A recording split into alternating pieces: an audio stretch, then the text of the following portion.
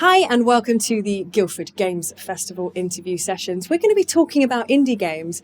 We're still in one of our favourite places ever, which is the Boiler Room, and joined by a plethora of Guildford indie talent. So guys, why don't we go from Kostas? Give us a little intro, who you are, what you've done, or just where you are now, actually. That will do it, yeah.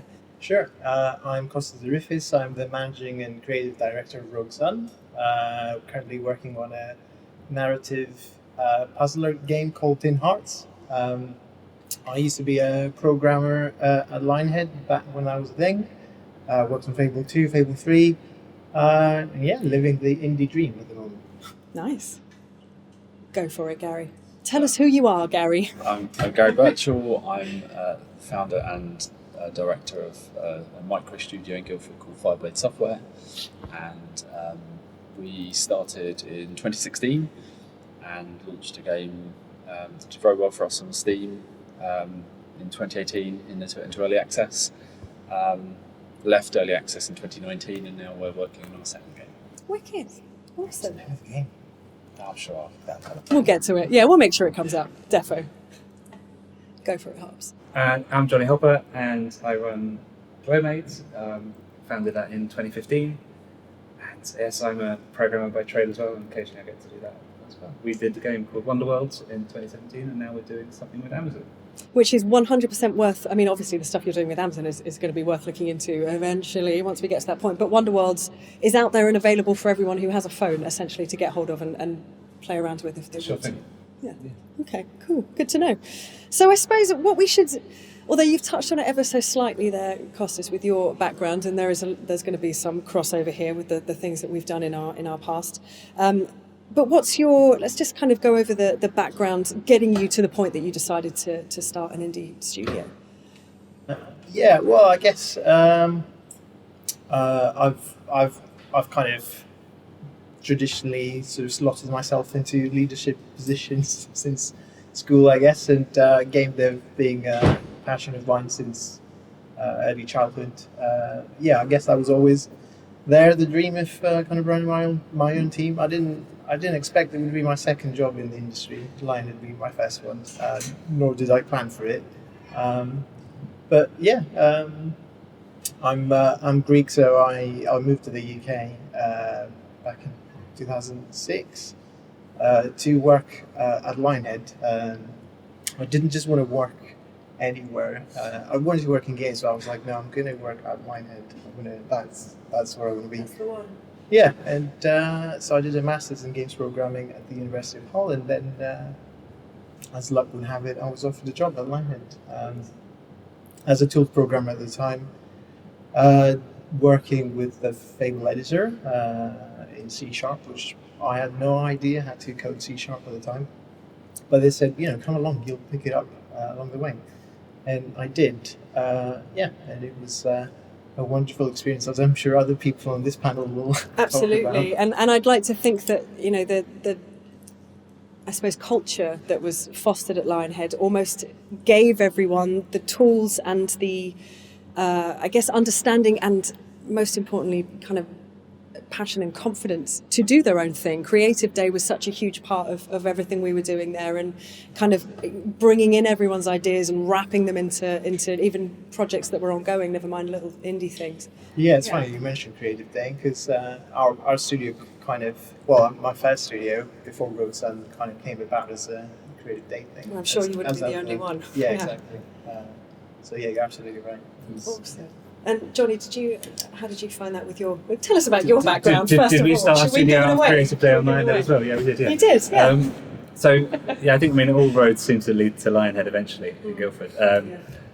So I started, I got some work experience at Lionhead in 2003, and then I went up to Peter and said, can I have a job? And he was like, yeah, all right.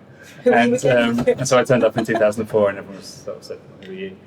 And then I didn't leave. And so in 2006 I joined Media Molecule, and I was there for about 5 years. Worked on games like Split Planet, which you might have heard of.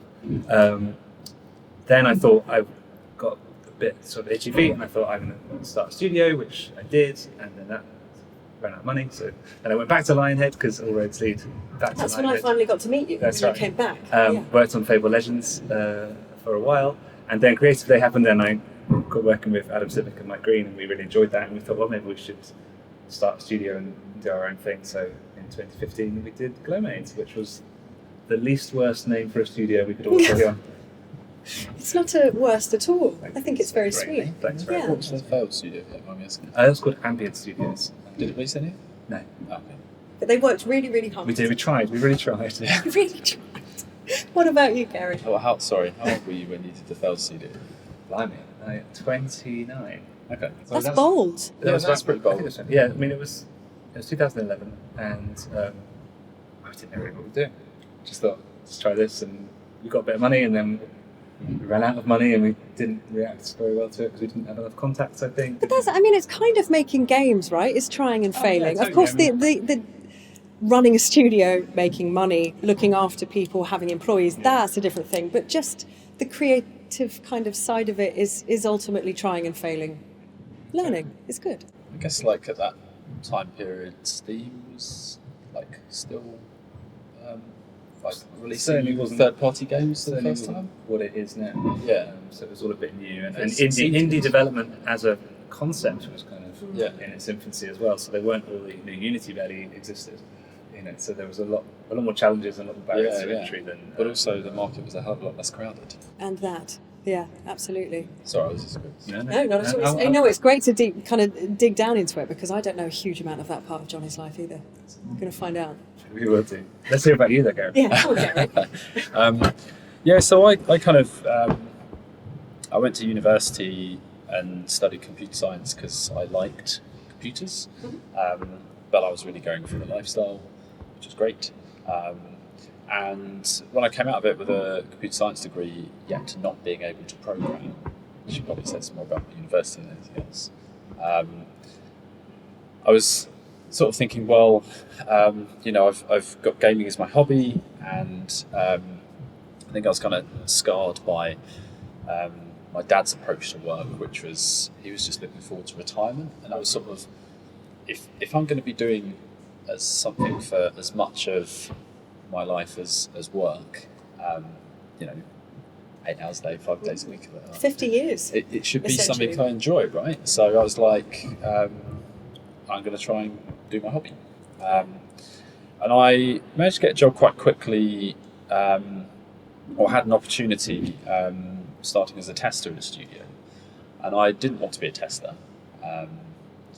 but I thought I would use it as an opportunity to basically get my foot in the door. And I made that quite clear in the interview, and they were kind of on board with that, which isn't something I'd necessarily recommend, but did what I did and it worked out right. I kind of moved to Guildford as a sort of my girlfriend, which is now wife, but it was kind of Guildford was in between both our jobs, and I thought Guildford's kind of like this hub of game dev, and I know the industry is very volatile, so I'm sure I won't be at this studio in Portsmouth for many years, and then ended up staying there for 13 years. So that was Climax Studios, and they were really good to me because I got to become a lead tester and a designer, and then a associate producer, and then a producer, and then executive producer. So it was a great experience where I got to see lots of different things, and I think I kind of reached a point where I was like, okay, I can keep going and do this, and I'm sure I'll be very, very happy. But when I got into the industry, I kind of had this dream of I wanted to make my own games, and who doesn't, right? But at the time, there wasn't Steam or any of the sort of routes to the market that suddenly became available while I was working at Climax. And so I kind of reached this point where I was like, if I really want to do what I want to do, I have to actually go and do it. Otherwise, it will always remain a dream. And so I kind of made sure I had everything in place and took the leap. So that we founded Fireblade Software in 2016, and then out on our second project we did. very small, but the idea was to self-fund and self-publish, maybe as a reaction to the fact that Climax was a work-for-hire studio, so I spent all my career basically doing other people's games, and I've worked with some very good publishers, and I've worked with some not so good publishers, but I think I was kind of just keen to forge my own path and it be my own destiny. And well, I love what you said about you it really kind of shows the difference between our generation, as it were, and people who are coming into games now, which is essentially, you said, I didn't know if testing was something that I wanted to do. I didn't know if it was the right decision. There are so many of us that I imagine just went, hey, that's a foot in the door, I'll go and do that. For me it was receptionist or PA or whatever was available at any Guildford Studios at the time. But now it does very much seem to be that people looking to come into games are being encouraged to cultivate that idea long before they get to the foot in the door. Make sure you know what you're doing. And I think it was actually something that came from one of your devs, Jonny, when I was looking after those blogs for you. And someone said, and I'm awful for not remembering, don't just do a thing because it's in games. Like, find the thing that you want to do, find your niche, find the thing that you really enjoy, and work out how to make that happen. It's tricky because you can totally want to be like, I want to be lead character concept artist or something like that, but then there's a route to that, and so you get a lot of kind of grads who go, I totally want to be that. That's great, but also we're a small studio, we don't have that. We need all of these we need things all of too. this. You need to be a bit of everything. And it seems like, as not an educator, but it seems like people are definitely encouraged to specialise, but at the same time, the more you specialise, you are locking off other opportunities as well. So there is, know what you want, but also don't try and get there too soon, because otherwise you're going to miss out on other stuff. Yeah, I'd agree with that. And I suppose going back to the creative day thing, those studios that do creative days, they give people the opportunity, like you said with yourself and the other Glowmade founders, that you may not have worked in a close group with those two people before. And it's not just that, it's it's working with people and disciplines that you wouldn't ordinarily work close with, but also having a look at all of the different, okay, if we're making a game for this thing that's in a week's time and there's only 3 of us, who's handling that aspect? Who's handling this bit? Oh God, we don't, and then you're actually having to hands-on learn how to do those things that I imagine are very useful once you get to building a studio, kind of starting your own indie company to a certain extent. I mean, it's a pretty close analogy, because when you're tiny, kind of everyone's doing basically everything. There isn't someone else. It's like if no one's doing it, you're doing it. Yes. Absolutely. So from your experiences, how important would you say spending a bit of time, not just coming out of university and going, I'm going to go and make my own games, see ya, and just going and trying to do that without funding and seeing how that goes, and sure, it might turn out really well, but how important do you think it is to spend a bit of time in established studios, if you think that's important? We're going to go with you again. That's a great question, but I don't have an answer for it. Okay, that's cool. Yeah, no, I think it's I think we're all quick to kind of jump to our own experiences for learnings, and certainly for me, I don't think I could have done the rope something or any entrepreneurial kind of thing without the Lionhead experience. As you guys were just saying, I learned so much there about the craft and art and business of making games, and people were kind enough to, I guess, I was the type of person that when I found an opportunity to kind of step outside of my lane and learn more and grow more, I would take it. And there were a lot of people there who were kind enough to, producers, designers, QA people, people outside of my specific area of knowledge and expertise, who were very happy to pass on those learnings. I capitalized on a lot of that, leaving Lionhead and definitely after that as well, staying in touch with people. Again, you were saying about the community, the sense of community, and it's a family that definitely kind of lives on, which is great. But equally, I've seen many examples of grads or little teams who maybe started something as an assignment at uni, final year project or something like that, or soon after that, and they've done successful things. So I don't know. It really depends on the individual and what you're looking to get out of the experience. If you feel that you have that sort of strong entrepreneurial kind of flair, why not go for it? It's definitely the best way to learn. We're That's talking true. about learning by failing. On the job. You probably fail a lot, but you will learn loads. That's it. As long as it's quick and as long as you're learning, that's cool. Fail Fail's fast cool. and all that, right? And it applies to everything. Otherwise, if you want to do it the more traditional way, then for sure, the experience that you get out of the studio, whether big or small, will be very valuable. I think it's more the personality trait, because I think the thing that held me back previously was fear, and I'd reached a point where I was just like, no, that's, I can do the best I can, but that sort of, I can get everything in order to give this a go. It's not, I wouldn't like to or feel comfortable about telling people what to do or that they must follow a certain path, because, like I said, if you're particularly entrepreneurial and out of university, and sometimes that lack of fear, not having to worry about a mortgage and stuff. Yeah, absolutely. Could be the right time for a lot of people. Yeah, and so like you said, there's been lots of successes from that.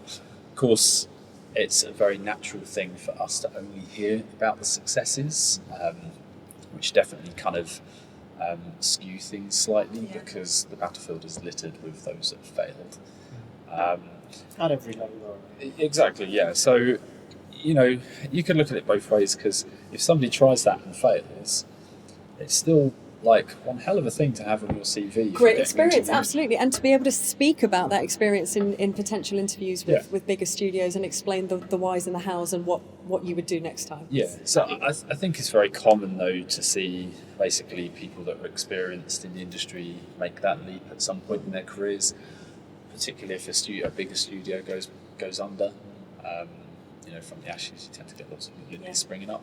Definitely. And Guildford, I think, has seen a repeating cycle of that for, since decades, probably. the games industry started. Absolutely. The kind of constant leaf litter that we're creating, that we then get to constant trail of dead bodies behind the awful large studio. debris that is left. Circle of life. Okay, That's it. It moves those That's things. it. That's the one to use. From little acorns, etc. What about you, Jonny? So I was thinking, so we don't, like you're saying, we don't celebrate or embrace failure enough. We kind of, we shove it under the carpet a little bit because, pats on the back for not having succeeded. But there's a lot to learn from it, and I think how you're going to learn is the biggest question to answer. Like starting in a big studio straight out of school, whatever, you just learn tons. Everyone says, you learn the most in your first 6 months on the job than you do in your degree, and that's just, you said you didn't know how to program after your degree, and I did a computer science degree, and 6 months I was a different person in my job. And I think that's the question to answer is, okay, if you want, what do you need to learn and how are you going to do it? So if you go into a big studio, you've got loads of really experienced people who will teach you the craft. If you go off on your own, you don't. So where are you going to get that input? Where are you going to improve? Because the reality is, when you're just come out of YouTube. Sorry? There is, exactly. This is it. Even you there, have to embrace the idea of learning, because Exactly. as a junior, however great you think you are, you don't know as much as the person that's been doing it for 20 years because you just haven't been there. And there's really something to be said for being with those people, for seeing it happen, seeing it happen in real time and getting that kind of. There's other options like mentorships or just finding communities to get part of, and having that humility to be able to learn. I think is, regardless of what path you choose, it's a really good thing to. Yeah, 100%. And I think that's something that hopefully is carried throughout every AAA as much as it is every indie studio, that learning, failing, brushing yourself up, getting up and doing it again is so very important. Okay, so when we're talking about indies, I know you're all in kind of different varying states of indie, for want of a better word, but how do you guys define indie? What would you all call yourselves indie studios? Are you in a slightly different space now, Jonny, do you feel, or what's the definition? We'll go back the other way, so Jonny, you can go first. Well, we are still an independent studio. We're not owned by anybody. We have to find funding from somewhere, and in this case we're finding funding from a publisher to publish our game. So that's, there's 15 different ways to identify what indie means, but I don't know. I think I can safely say we're an independent studio because I know we are. Yeah. But whether anybody else is at who is also 30 people is. Well, I suppose I wonder if it's understood by the wider kind of game playing community outside of our kind of dev bubbles where we all understand the landscape and everything. But I think there's a real air of mystery around publishers. I think people don't fully understand what the role of a publisher is, how a publisher may integrate with a studio. Not that I'm looking for you. If you've got any notes on that, Jonny, from Amazon, it'd be great to go over those, thanks. But also to kind of understand the relationship, the push and pull, that it's not just, oh, now they're telling us what to do. It's we're making an amazing thing and we're going to collaborate with other people. That's when it works the best, is when you kind of are both pulling in the same direction. And that's where it can also completely collapse if you're at odds with each other about what the product is that you want to make. And if you can see eye to eye, if you've both got the same vision for it, then that's great. That can work really well because you've both collaborated towards the same end goal. If you've got the devs want to kind of make the game in this direction, the publishers want it in this direction, that's when it becomes really tricky, because effectively the publishers have the sort of Damocles of the money that you need, the studio needs to survive, because you've also hired people and scaled up to support the vision for the game, which the publishers have supported by paying the money. And so that's when it can become kind of hard. Yeah. But yeah, I mean, the way to imagine it is effectively that a publisher is the financial backer for the project, but because of that, they're taking on the financial risk of the project as well. That's how I'd sort of look at it. It's a lot of responsibility. I'd be terrified. No one would ever give me that opportunity, so I don't need to worry about it. What about you, Gary? I guess technically, as long as you are not owned by another company, then you are indie. But that's kind of what I love about the term, is that you could actually be up until recently when they were bought, but my previous studio was 120 people at one point, and it was technically indie. Whereas what we're doing now, we've always worked remotely. It's a micro studio, so there's like 3 or 4 or 5 of us depending on the points in the project, and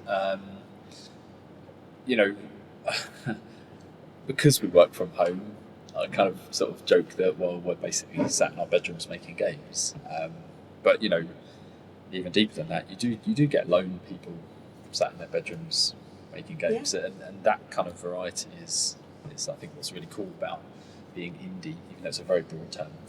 Yeah, and I think that what adds to its broad term is, as I've discussed many times in multiple Guildford.Games interviews, that the idea of niche doesn't really exist in games. You can be niche, but you're niche. There's still plenty of people that want to be involved in that. You can still have a big old community, but you can be something really, really obscure and bizarre, and that's cool. There's room, and there's people that will care about it, which is a real kind of indie ethos for me, that you kind of can follow the trail of interesting ideas through various indie companies. It was interesting what you were saying about publishers, because perhaps our studio's choice to self-publish is sort of me personally railing against having worked for publishers in my career.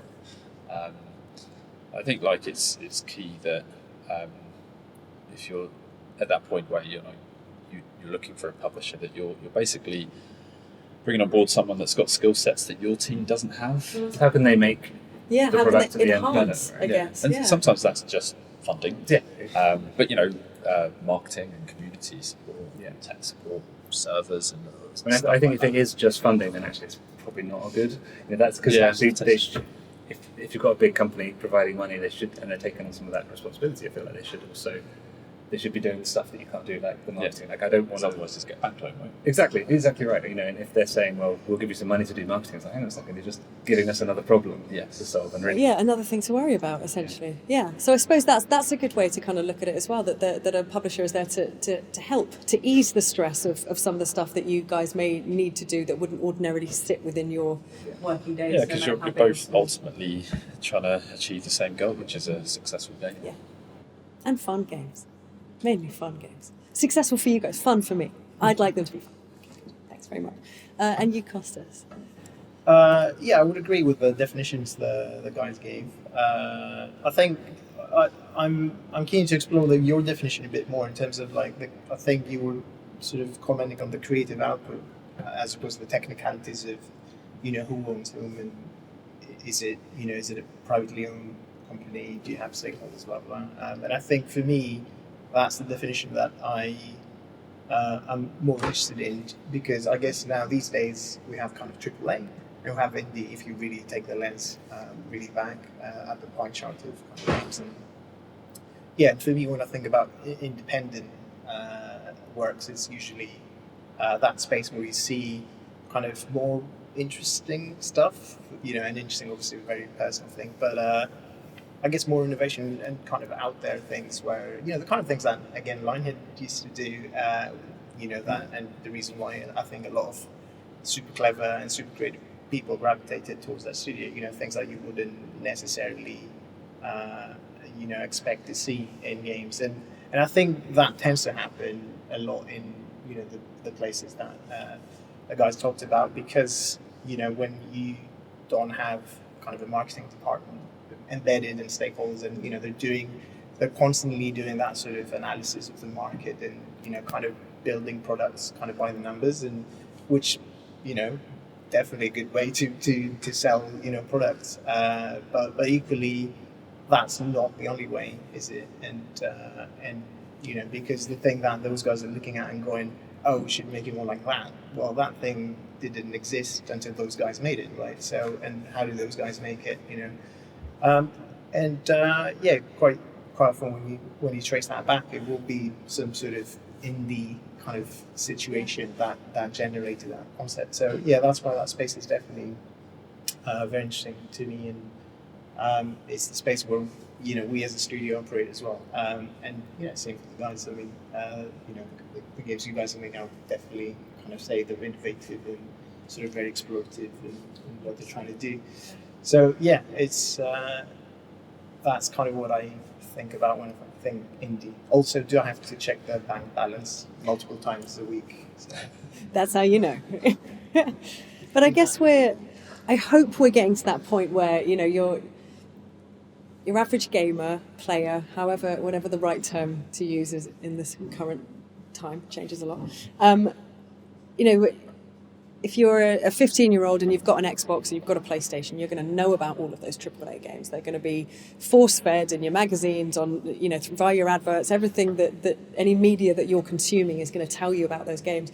But I feel like we're slowly getting to a place where indie is moving into that space, and people might not even realise it. And sometimes you can say, "Oh, I love indie games" to someone, and they'll go, "Oh no, I don't play indie games." It's like, I bet you do. I bet you do, and you don't even realise it. When you say indie games, though, for me that conjures up a particular niche. Is it Fez? Pretty much, but that's like the classic thing. It's like, oh, it's pixel art or whatever. It's like some people that's what they imagine when somebody says indie games, whereas it's, I don't know. Like I find the actual definition of it, I don't think that it's very hard to quantify, because you could have a public company who chuck out a little game that just for an experiment. It's sort of got it's basically, it would be the same as an indie game, but it was made by somebody massive, or the opposite, which is somebody punches massively above their weight and does really well, and it looks like it's a kind of AAA game, but actually it was made by 10 people. Yeah. Like that. It's a bit nebulous. It's all changing as well. Like, it's a constant ebb and flow of whether how big a medium video games become, which is bigger and bigger. Yeah, and I've noticed recently as well. I think where some people are attracted to indie games because it feels like also some players are attracted to indie games because they like the community aspect, and I can actually talk to the people making the game. I've kind of noticed in the last couple of years that actually some quite big studios are trying to who are not indie really or at all, because they're owned by other companies, and they're trying to kind of speak with that voice and make things feel a bit more kind of personable, which I found interesting, where like some of the big players are trying to get that vibe. I still find that really jarring. I've noticed the very same thing, because my day job is community, and I've noticed that lots of big brands, not necessarily studios, but big brands are really using that one-on-one, hey pal, let's hang out, and it doesn't quite fit, it doesn't quite work. And I see what you're saying, that there is a draw to go and speak to the developers and have those kind of discussions. But I suppose with the rise of Discord and that kind of stuff, we're actually one-on-one with these devs, and no one else is involved in these conversations apart from the people that are already super engaged, and there's less of a fear of other people showing up and being rude and chucking all that stuff in. So I hope that will change. It does seem that big brands are just catching on to the personal aspects of social media. But I think it will all, again, it does seem to be a constant cycle of tone and language and how we kind of integrate with each other on social media. But yeah, you're absolutely right. Having that one-on-one, like, oh no, that's Jonny Hopper. He's from Glowmade, but he was involved in Little Big Planet. I can't believe it. And I'm talking to him on the internet. I can't believe it. That very much still exists, and it's cool. I've been in a conversation where it has actually happened, Jonny. You were there too. It happened. Okay, so how can we, in an ecosystem like Guildford, where we do have that kind of potential shedding of bigger studios as time passes and things change and it's the way it goes and we're not bitter, everything's fine. But what, Tell us about your experience with Lion then, that'd be Lauran. great It's stuff. your turn. How many studios have I worked at that have been shut down? We're not going to do it. We're not going to do it. No one will ever hire me again. Don't tell Jason. He's here, isn't he? He's watching. So what support would you guys say was really vital to you getting to the point where you're just going to go, yeah, I'm doing it, and taking that step into being an indie studio? I think the combination of experience and just all the tools that are available now and the routes to market, there's a lot of help out there to be had. I think it's a very personal thing because I had to kind of, if I reflect, I spent 2 years working on a really quite cool big project that got canned, and it was tough. We weren't completely blameless, but the things with the publisher weren't great. They had a lot of strife internally that kind of blew back onto us. And when it was over, I was kind of like, that's the gut for this. And I've kind of missed the first 2 years of my son's life. And so I was that's where I really started to kind of think about where I was and what I wanted from the industry. Because the other thing was like, I wanted to have a taste of the big AAA life. But funnily enough, the last projects I did at my previous company were the Assassin's Creed Chronicles trilogy. So we worked a lot with the kind of the franchise team in Ubisoft, and I remember speaking to the very head of that, so basically the head of Assassin's Creed at Ubisoft, and he said he felt like a small cog in a big machine, and that he'd make a decision, and then 6 months later it filtered down, and he'd get to play it, and I was like, if that guy feels like this, then actually maybe AAA isn't.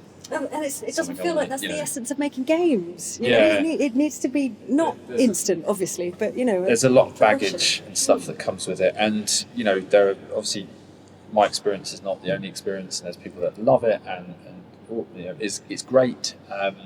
But personally, I was just like, okay, I want to try this other thing that I've always been wanting to do, which is my own thing. So this will make me sound as crazy middle class, but I had a rich grandparent die, and I got enough money for me to basically go, you know what, I'm going to do it. Go. Yeah, that's cool. Yeah, you got to play the cards you're dealt with, right? Well, yeah, absolutely, yeah, and we can't. Yeah, you can't change the life that you have and the chances or opportunities that you've. And so far, I've turned that luck into something that we'll run a second game. Hopefully we'll be on our third, etc., etc. And there's an element, aside from Kostas, who absolutely, ran at an opportunity and knew where you wanted to be and did everything you could to kind of get there. Certainly from my experience, I was blessed that my parents raised me in Surrey, frankly, because turns out Guildford's here and I just popped up and got some jobs. So it's a similar situ, right? Of course you need to have talent. Of course you need to be tenacious. Of course you need to really, really care and be passionate about what you're doing.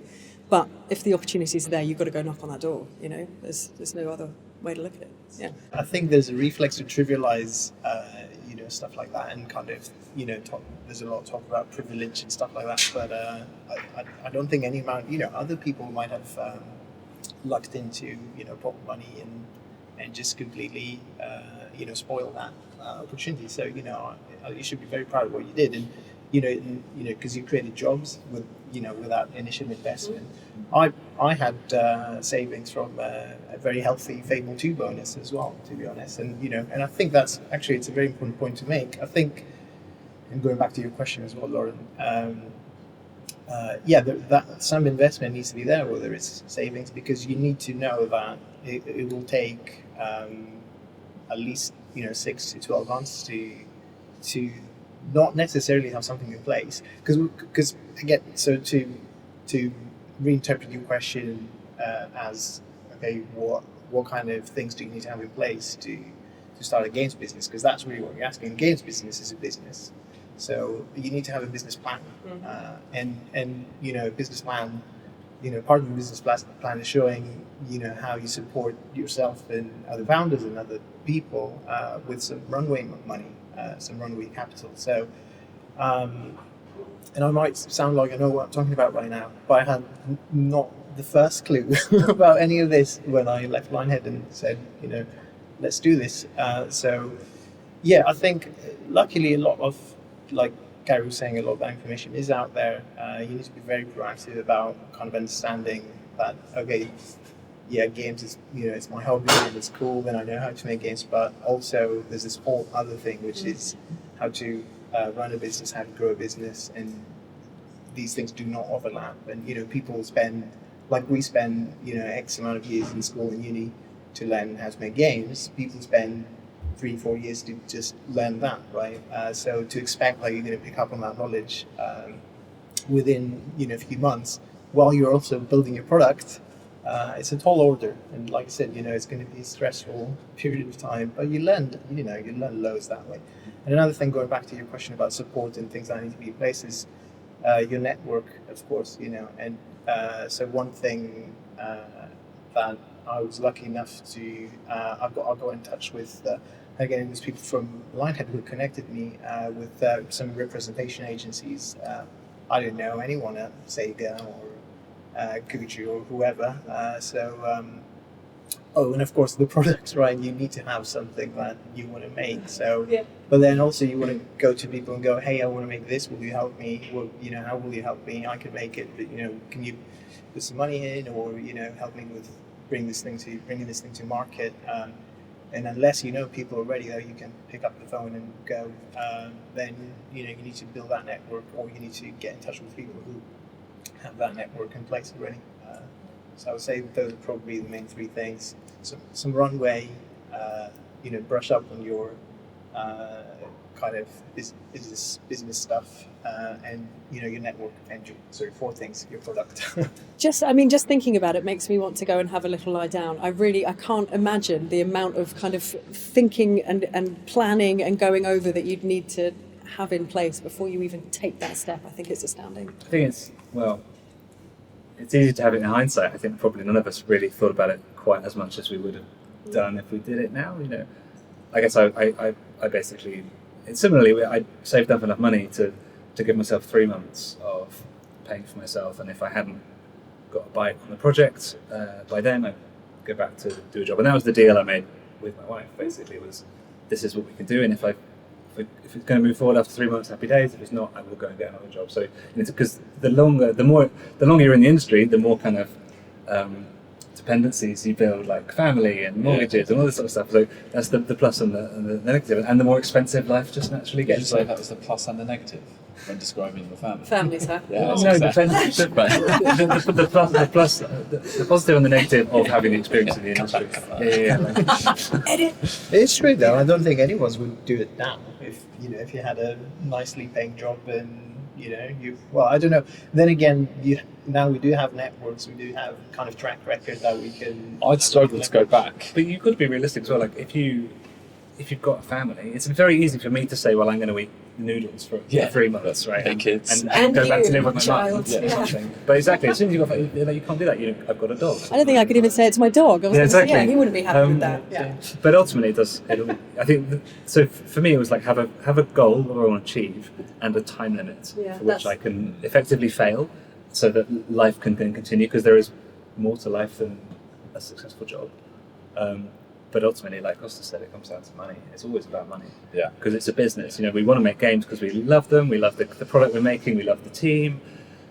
But you've got to be able to pay for the team. You want the game. You want it to make money so that you can carry on doing the job you love. And you've got to figure out how you're going to get the money to do that in the first place, which is often the biggest challenge. Yeah. It just all boils down to figuring out how you're going to finance the thing. I like that you put a time limit on it. I like that. That's a very serious grown-up thing to do. Like, okay, Absolutely. and give myself 3 months, and if I can't do it, then we'll I just think I took 4 do months. something else. That's I'm fair sure enough. your runway is your time limit. I see. Yeah, Right, yeah, okay, yeah, technical terms. basically. Gotcha. I Yeah. was thinking, wow, Kostas has a runway. That's cool. He's doing really well. Yeah, he is. Are we talking like a RuPaul runway or an airport runway? Because I was thinking Either RuPaul. pick. Either way. So I wanted to talk a little, I mean, you touched on Steam ever so slightly, but just from a marketing perspective, you know, there are so many instances where an indie game may not get the eyes on it that it absolutely deserves to get. And as we've spoken about, there is no such thing as a teeny niche. All of niches in games are big enough to have big audiences and be successful ultimately. What do you think is what advice would you give to indie devs who don't have marketing teams, that don't have help externally for marketing, to essentially make sure that people are seeing their games? You can have as good a product as possible, but if people aren't seeing it, if people don't know about it, it's not going to sell. And you can't rely on that. If you're going to put that much effort into making a game, you've got to be shouting about it. If you have the skill set within the team to be able to do that, then great. I felt like on Abandoned Ship, we kind of, we worked hard. Specifically, I worked hard, even though I don't have a marketing background. I got a marketing plan. We had all the beats that we hit. We got quite a lot of traction in what I'd call like the specialist press, so like basically gaming websites. And it was before community was really as strong a pillar as it is now. And that meant we had basically gathered enough wish lists when we launched that those all got blasted out to everybody when the game went into early access, and it created enough interest at that moment for us to, the night we launched, we hit 4th in the global top sellers chart on Steam, which was transformative. And once you hit that certain level of awareness, and bear in mind, I say this, and we are still small fry compared to many games on Steam, but at the same time, there's so much on Steam that we're probably in the top 0.1% of successes. It's just if you magnify on that 0.1%. I mean, there's so Be much bottom. on Steam that I get emails from Steam telling me about games that I've gone, oh, I want to play that, and then I get the email, I'm like, what is that? Yeah. I don't remember. Okay, and then I've discovered a new game, even if I. The thing with Steam is, and there's particularly with indie circles, there's so much focus on the mystery of the algorithm. How can we game the algorithm to kind of and Valve get fed up with this focus, because all it comes down to is the more people buy, wishlist, play your game on Steam, the more places it gets shown on Steam. So it is, I've seen it time and time again, when we've had daily deals or whatever, and we get a spike of interest, you see it filter out. If there's an external interest, like, streamer covers it or whatever, you can see the data on Steam, suddenly showing you in more places a couple of days afterwards from that external interest. So you got to. There's so much focus on wish lists now, and I think people's behaviour has changed slightly. Where when we were launching Abandoned Ship, I think wish lists were a bit more of a serious sort of intent to purchase, perhaps, than they are now. I think now it's just treated as a general keep an eye on. I remind want me to if hear it's- about this later. Yeah. So for our new project, I feel like we need 3 to 4 times the amount of wish lists we need that we had on Abandoned Ship to match the same level of success. Just to reach that moment where people are buying enough in mass. It's going to be okay. The snowball starts rolling enough to then start on the way. So to summarise is what I said initially. You got to get your game out there and people seeing it. because it's the funnel, whatever it is, like awareness down to some kind of call to action that ends in I'm either buying or wish listing or doing something that's going to... A real engagement, a meaningful engagement, I Yes. suppose. And as a side note, I know you were heavily involved in setting up the Guildford.Games Festival Steam sale last year. Yeah. And just to, a thank you from me, because just to go to that page, see the Guildford Games page and see, all of our glorious indie games up against essentially, AAAs, all of these beautiful, well-known video games, and then to be able to see all of the studios all listed in one. It was just... So I suppose the important one is key advice. If there's someone out there who's in the place that you guys were at the moment before you made that decision and took that jump, what advice would you give them, aside from plan, aside from get your monies, from your experience, what's a really good kind of mantra? So for me, it would be, it's okay to fail, as we've talked about before. We need to destigmatise that, because actually you learn so much. But also, overnight successes don't exist. And where they do, they are absolutely marginal luck. Most people that are overnight successes have been doing it for a very long time. Yes. The Dead Cells thing was an overnight success, but that studio existed for 20 years Yes. before that game became their overnight success. There's a lot of graft and a lot of hard work. And what is success as well? What do you want out of it? Is it you want to make a cool game? You want to make a cool work sort of life balance? What's your definition of success? Do you want a runway? If you know that as well, then you could be happy. If you don't know that, you'll always be chasing what that guy over there is doing. Yeah. That's a really key point for me is work out what your own version of success is, because for me, I ultimately want to carry on doing what I'm doing now because it's a nice life and I like it. But I know other indie devs that will do anything they can, whatever sort of funding they can get, whatever publisher they can sign up with, just so they can keep on making the games they want to make, and that's absolutely fine because they're happy with that. So I think it's not for everybody. It's something that I'm sure we all have in common as founders, that we never really switch off.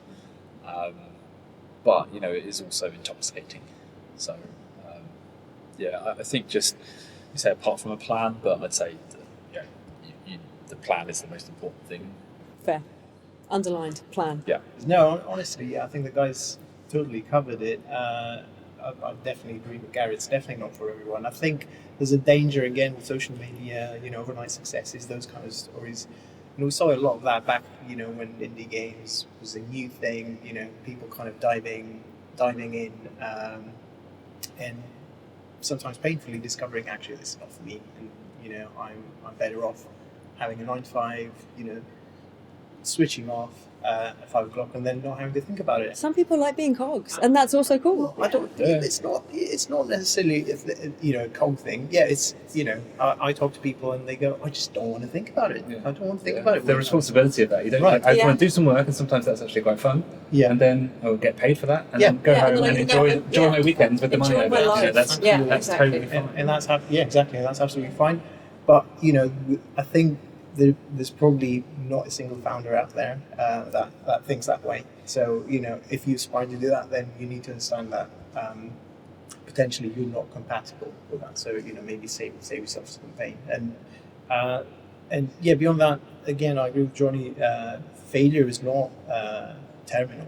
That's one thing that if you do decide, okay, I'm going to do this, you will fail, but then you'll get up and carry on, and you've learned a bunch of stuff, by the way, which you're going to use next time. And then you'll fail again, and you'll keep doing it. I've had many failures in my career as a founder, and it's part of it.